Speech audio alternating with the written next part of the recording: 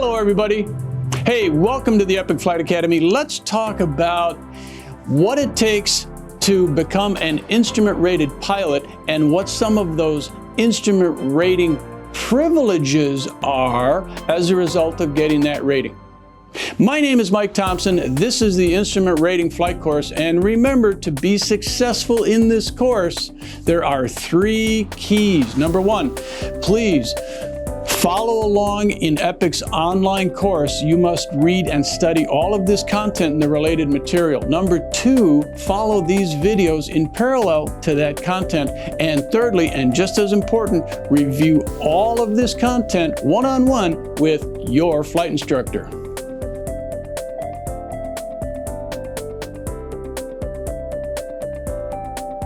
Now, when a pilot goes to seek their instrument rating, there are 2 sections of the federal regulations that you can achieve that rating through. The first one is through Part 61. And on the slide here, you can see some of those Part 61 requirements. We're going to want you to review that in detail with your flight instructor. Now, the other way to do it is if you are at a school that has a 141 course, and you can see the 141 course requirements here. Now, notice a couple of things that we've highlighted.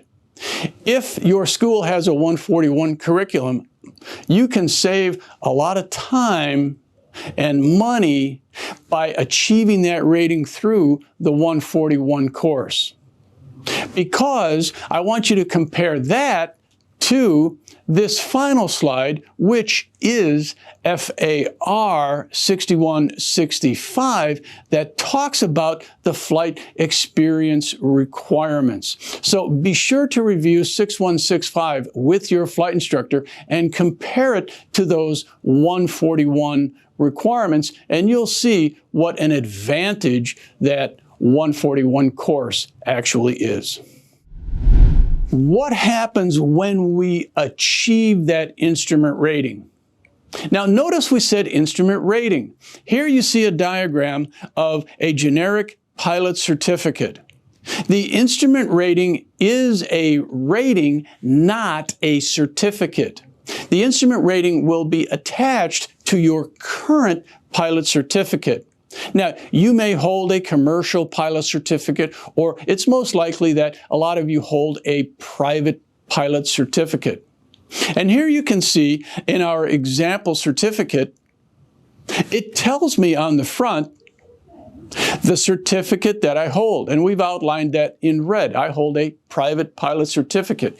If we flip that certificate over, we can see that this pilot has some ratings on the back of that certificate. For example, this pilot now has an instrument rating, and that shows up on the back of their pilot certificate.